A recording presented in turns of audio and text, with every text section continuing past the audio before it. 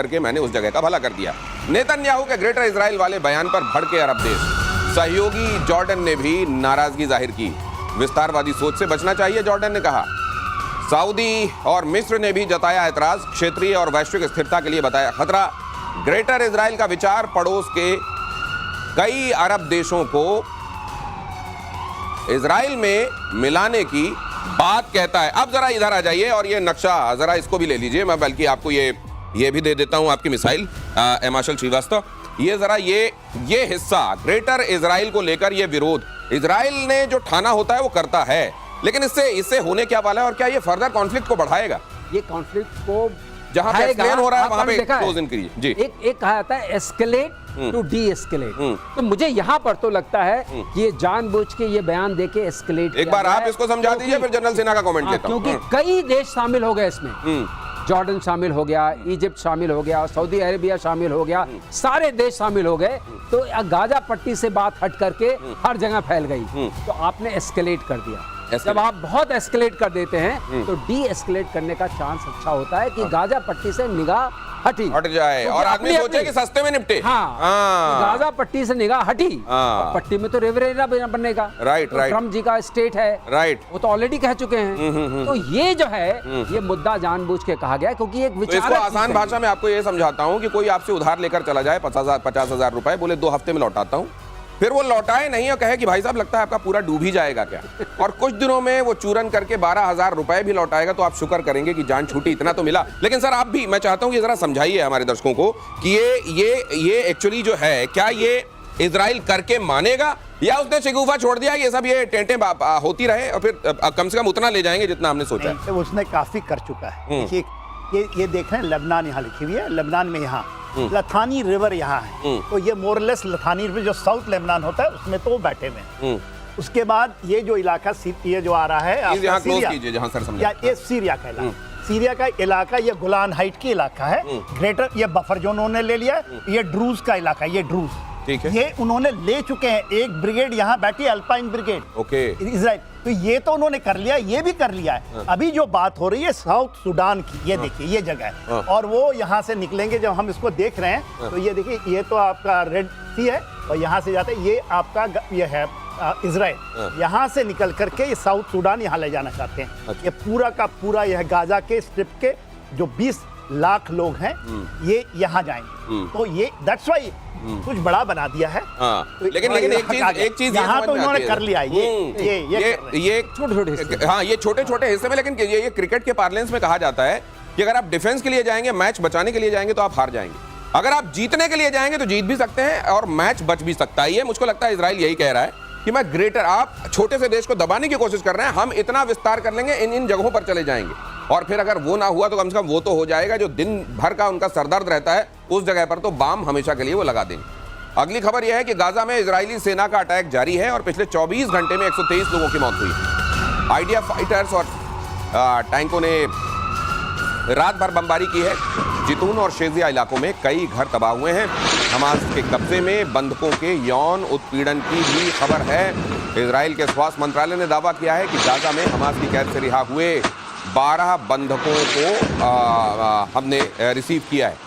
ये खबर भी आ रही है। तो एक तरफ यहाँ जो उनकी कैद में इजराइल के लोग हैं उनके ऊपर अत्याचार की खबर आ रही है और दूसरी तरफ से ईरान जो यहाँ पर इजराइल जो बचा खुचा हमास में कहीं कुछ इरेक्टेड दिखाई दे रहा है, खड़ा हुआ दिखाई दे रहा है, कोई स्ट्रक्चर दिखाई दे रहा है, उसको सब कुछ नेस्त नाबूद देखिए करने में, कहीं कोई इमारत हो, कोई बिल्डिंग, कोई स्ट्रक्चर, सब कुछ समतल बाकी बचा हुआ भी। सर यहाँ इसमें 2 कम्युनिकेशन हो रहे हैं। पहला कम्युनिकेशन ये हो रहा है कि इजराइल हमास के कब्जे में जितने लोग हैं उनको जो ट्रीटमेंट दिया जा रहा है that's against all kinds of conventions, particularly Vienna convention, और जो इस तरह का है पूरा उसके खिलाफ है। तो अगर खिलाफ है तो उनके ऊपर जो आप अटैक कर रहे हैं तो वो टेररिस्ट ऑर्गेनाइजेशन है, वो फाइटिंग फोर्स नहीं है। ये एक संदेश भी दिया जा रहा है धीरे से, ये बात बता करके जो बंधक हैं उनके साथ क्या व्यवहार किया जा रहा है। और दूसरी चीज ये है कि ये कंटिन्यूटी देगा।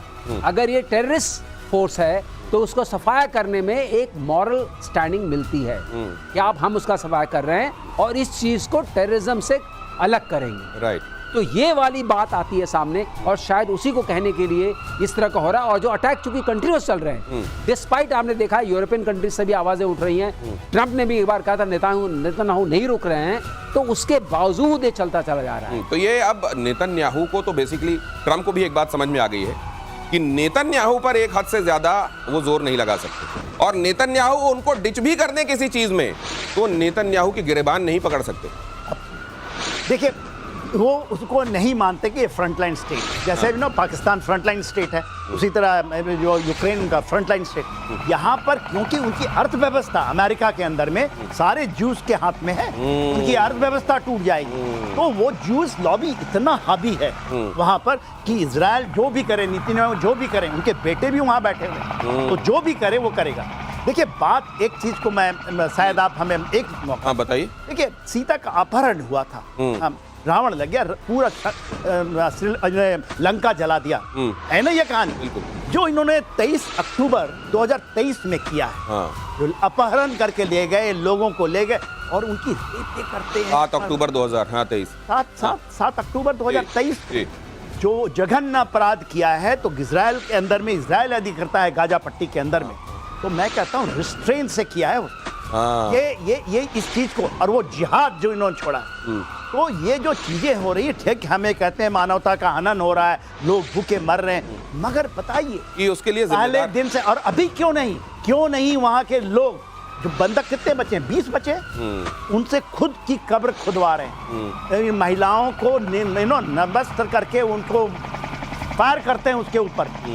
ये कौन सा घिनौना रूप। तो आप जब दुर्दांत तरीके से इंसानियत के साथ पेश आएंगे और फिर आपके साथ अगर बर्बरता होगी, तो आप ये तो नहीं कह सकते कि हम तो इंसान हैं, हमारे साथ ठीक से पेश आओ।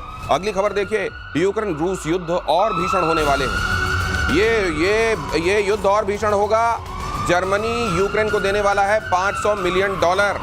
नेटो के नए सप्लाई रूट से पहुंचेंगे हथियार। यूक्रेन को एयर डिफेंस सिस्टम की सप्लाई होगी। तो एक तो खुद भी वहां ज़ेलेंस्की ये चाह रहे हैं ये आग बुझे नहीं, और बाकी जो हैं बाकी मुल्क भी लगे हुए हैं कि यहाँ कुछ शांत होने ना पाए। नेटो के जरिए ये मदद, ऐसी वाणी बोलिए जम के झगड़ा होए वाला जो होता है, ये जम के झगड़ा जो है इस हथियार दे के कर रहे हैं। तो पत्थर उत्तर देते रहो। ये जो इन्होंने एयर डिफेंस सिस्टम दिया है, 2 ही दिए हैं, इससे कोई पूरा बचाव नहीं होने वाला। पहली बात तो ये समझ में आए, लेकिन देख क्यों रहे हैं, जो इनकी रीन मेटॉल, आपको बताते हैं 2012 में रीन मेटॉल एक कंपनी का नाम है, जो कि एयर डिफेंस सिस्टम बनाती है, शेल्स बनाती है, बाकी चीजें बनाती है। अच्छा, जर्मनी की एयर डिफेंस सिस्टम वाली कंपनी। इसकी ग्रोथ इतनी तगड़ी हो रही है, धुआंधार ग्रोथ हो रही है इसकी। ये हमारे यहाँ 2012 तो सर वो अमेरिका तो रेयर अर्थ मेटल ले जाएगा, जर्मनी को क्या मिलेगा? जर्मनी को ही बता रहे हैं, इसीलिए बता रहे हैं कि ये सबसे, आपने देखा जर्मनी आजकल सबसे अग्रणी है। क्यों? सबसे आगे बढ़ के बात कर रहे हैं, क्योंकि इनकी जो डिफेंस इंडस्ट्री थी वो पिट गई थी। अच्छा, और वो हमारे यहाँ ब्लैक लिस्टेड है रीन मेटल। अभी पैसे कैसे मिलेंगे? ठीक है, एयर डिफेंस सिस्टम दे दोगे, लेकिन आएगा क्या? पैसा आ रहा है, क्योंकि नाटो पैसा इकट्ठा कर रहा है, उस पैसे से जो भी दे रहा है वो जा रहा है। अच्छा। और नाटो जो ने पैसा इकट्ठा किया है, उससे इन्होंने बहुत सारे ऑर्डर अमेरिकन इंडस्ट्री पर प्लेस किए हैं। अच्छा, तो इसका मतलब बिल बांट के खाओ। अच्छा, पहली बात तो ये होगी। दूसरा, ये जर्मनी ये देख रही है कि अगर हमने रशिया को हरा देंगे, मान लीजिए उनके मन में ये ख्वाब है, अगर हमने रशिया को हरा दिया तो तेल जो इनके पास आ रहा था बहुत सस्ते में आएगा। मैं देख रहा था सर कि तेल सस्ते में आएगा, ये तेल तो सस्ते में आ जाएगा इनके पास। और ये आपने बताया रीमेटॉल क्या है सर, उसका शेयर बढ़ रहा है। लेकिन मुझे याद है कि एक बार पुतिन भेंट कर रहे थे जर्मन चांसलर के साथ, और उनका एक जर्मन कुत्ता उन्होंने वहीं पे छोड़ दिया। वो बैठना मुश्किल हो गया था उनका वहां पे। तो ये समझ नहीं रहे हैं कि वहां पुतिन सब डायरी में नोट कर रहे हैं। ये एक आकलन दूं, ईस्ट एंड वेस्ट जर्मनी की बात होती है, सेकेंड वर्ल्ड वॉर का समय है, और इस जर्मनी में अपने बहुत 20 साल पुतिन साहब ने बिताए इस जर्मनी, और उनको छोड़ा गया था जब बर्लिन वॉल टूटा, ये जर्मनी वेस्ट जर्मनी, तो ये कह के टूटा था कि रशिया के साथ एक उनकी फ्रेंडशिप होगी, जो उनके पहले थे। अर्सुला क्या नाम है, नहीं, जो चांसलर थी, एंजेला मार्केल। तो उन्होंने जब मिन्स्क अकॉर्ड किया था, उन्होंने कहा है कि हमने रशिया को धोखा देने के लिए किया। उनको माना जाता कि सबसे बड़ी फ्रेंड है वो पुतिन की, तो वो धोखा नहीं मानेंगे।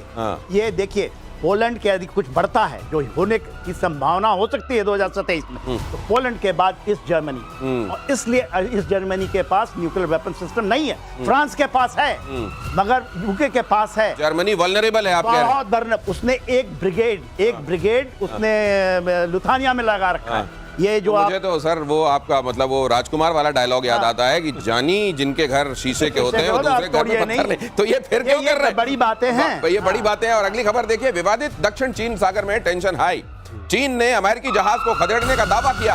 अमेरिका ने यूएसएस हिंगिस, यूएसएस सिंसिनाटी तैनात किए थे। चीन का दावा, यूएसएस हिंगिस बगैर मंजूरी विवादित इलाके में घुसा है।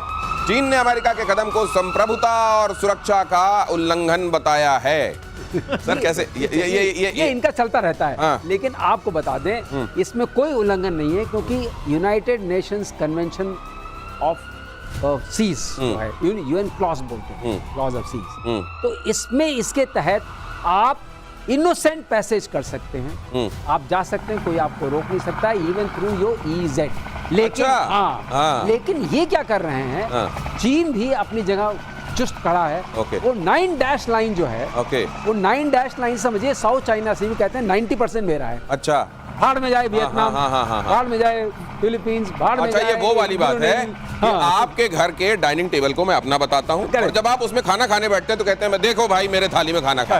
ये वो वाली बात। ये चाइना जो कह रहा है, असल में यूनाइटेड नेशन ये जो क्लॉज हैं, इनको हर एक जो ताकतवर मुल्क है ना, वो केवल सुविधा के हिसाब से इस्तेमाल करते हैं। स्वादानुसार जैसे नमक डाला जाता है, वैसे ही अमेरिका हो चाहे चाइना, वो उतना ही है ना सर? बिल्कुल सही है ना सर? यूएन कन्वेंशन का स्वादानुसार, यूएन कन्वेंशन का स्वादानुसार उपयोग किया जाता है। लेकिन जब दूसरा वाला नमक ज्यादा खा लेता है तो ये वाला कहता है देखो मेरे हिस्से का नमक खा गया। चाइना की ये शिकायत अमेरिका से बिल्कुल वैसी ही है। अगली खबर देखिए, चीन की आक्रामक नीतियों से साउथ एशिया में टेंशन। इंडोनेशिया ने खान बैलिस्टिक मिसाइल तैनात किया। पूर्वी कालीमंतन इलाके में चुपचाप मिसाइल की तैनाती की। तुर्की की कम दूरी की बैलिस्टिक मिसाइल सिस्टम खान। तो तुर्की का ये जो मिसाइल सिस्टम खान है, ये खान साहब तो बड़ी टेंशन दे रहे होंगे कई जगहों को सर। एक चीज ध्यान रखिएगा, ये खान भी एक्सपोर्ट वर्जन है। अच्छा, एक्सपोर्ट वाला वर्जन है। ये खास बात है इसकी, एक्सपोर्ट वर्जन है। ये और अभी एक्सपोर्ट वर्जन भी अपने दर्शकों को आज समझाई देते हैं। वो जो दीपावली के समय आपने वो मिठाई देखी है ना, जो लोगों के घर भेजी जाती है, कंज्यूम कहीं नहीं होती, लेकिन एक घर से दूसरे घर जाती रहती है, और जिसमें कुछ ठीक नहीं होता कि कितनी गुणवत्तापूर्ण है कि नहीं, शायद इसी वजह से। तो ये सोन पापड़ी वाला जो हाल है, चाइना से पूछा गया कि तुम्हारे हथियार चले क्यों नहीं पाकिस्तान में, तो चाइना ने कहा एक्सपोर्ट वर्जन था, मतलब हमारे घर में अगर हम बना के हमारे लिए चलाते तो उसकी क्वालिटी अलग होती, एक्सपोर्ट कर रहे हैं तो क्वालिटी अलग है। यही है एक्सपोर्ट क्वालिटी। लेकिन सर ये फिर भी थोड़ा सा मैं दूसरा एक आकलन बड़ा अच्छा उन्होंने किया। देखिए, हमने ब्रह्मोस दिया है, हमने तो भी दिया है ना, और फिलीपींस को दिया है, वो भी 200 एक्सपोर्ट वर्जन ही है, 280 किलोमीटर ही रेंज है, और ये खान का भी रेंज 280 किलोमीटर। अच्छा, देखिए वहां पर डिलेमा है, इसको मलाका डिलेमा कहते हैं। मलाका डिलेमा इंडोनेशिया का हिस्सा है वो, और मलेशिया, वियतनाम भी हमारा ब्रह्मोस ले रहा है। तो ये तो बहुत अच्छा, मैं अच्छा मानता हूँ। किसी से अभी आप ले लें, मिला के चाइना की दादागिरी में जहां लगाम लग सके आप रोकिएगा। अब स्ट्रेटेजिक बात बता दो इसकी क्या है। देखिए वहां पर खत्म हो रहा है। मकासर, एक मकासर स्ट्रेट है, और मलाका स्ट्रेट। मकासर स्ट्रेट का क्या है कि वहां से सबमरीन्स, वहां से शिप्स बहुत डीप है, 2000 मीटर्स डीप है, और 45 किलोमीटर मलाका से सारे जहाज गुजरते हैं। तो मलाका का अल्टरनेट वो है। अच्छा, अगर मलाका में हमारा दबदबा है, वहां पर उन्होंने अपना दबदबा रखा है। ओके, और उसकी चीज है पूरी, पूरी चीज डील वाली है। और विस्तार से किसी दिन समझेंगे। लेकिन मलाका स्ट्रेट अगर आप देखेंगे नक्शे में तो समझ जाएंगे चाइना इसको देखकर घबराता क्यों और क्यों इसको डायलेमा कहा जाता है। स्वतंत्रता दिवस की शुभकामनाएं राष्ट्रपति ने दी है। स्वतंत्रता के बाद देश को ऊर्जा मिली, भारत में सभी के लिए समान अवसर पैदा हुए। राष्ट्रपति ने कहा, देश की जनता ने लोकतंत्र को अपनाया, हमारा संविधान और लोकतंत्र सर्वोपरि है, लोगों से गरिमापूर्ण व्यवहार जरूरी है। राष्ट्रपति ने स्वतंत्रता दिवस की पूर्व संध्या पर संबोधित करते हुए ये बात कही। मेरे प्यारे देशवासियों, नमस्कार। स्वतंत्रता दिवस की पूर्व संध्या पर आप सभी को मैं हार्दिक बधाई देती हूँ। हम सभी के लिए एक गर्व की बात है कि स्वाधीनता दिवस और गणतंत्र दिवस सभी भारतीय उत्साह और उमंग के साथ मनाते हैं। ये दिवस हमें भारतीय होने के गौरव का विशेष स्मरण कराते हैं। 15 अगस्त की तारीख हमारी सामूहिक स्मृति में गहराई से अंकित है। औपनिवेशिक शासन की लंबी अवधि के दौरान देशवासियों की अनेक पीढ़ियों ने ये सपना देखा था कि एक दिन देश स्वाधीन होगा। देश के हर हिस्से में रहने वाले पुरुष और महिलाएं, बूढ़े और जवान विदेशी शासन की बेड़ियों को तोड़ फेंकने के लिए व्याकुल थे। उनके संघर्ष में निराशा नहीं, अपितु बलवती आशा का भाव था। आशा का वही भाव स्वतंत्रता के बाद हमारी प्रगति को ऊर्जा देता रहा। कल जब हम अपने त्रिरंगे को सलामी दे रहे होंगे तो हम उन सभी स्वाधीनता सेनानियों को भी श्रद्धांजलि अर्पित करेंगे जिनके बलिदान के बल पर 78 साल पहले 15 अगस्त के दिन भारत ने स्वाधीनता हासिल की थी।